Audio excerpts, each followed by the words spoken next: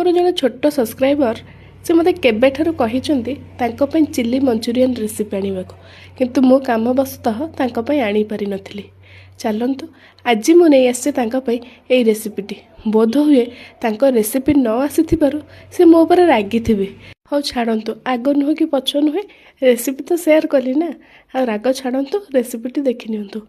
तांकर प्रथम कमेंट रे मो रेसिपी शेयर न करथिबारु से मते बहुत रिक्वेस्ट करी कहिसंती दीदी प्लीज मते चिल्ली मंचूरियन रो रेसिपीटा शेयर करंतु। चलंतु आम बड़ भौणी मानकर भी तो कर्तव्य ना, आम सान भाई मानक पई तांको मन रखिबा, तांको मन इच्छा तांको मन मुताबिक खाଇବା दबा। चलंतु बने आपनको पई शेयर करिछि, आपण आ न रागिकी रेसिपीटी देखि नियंतु।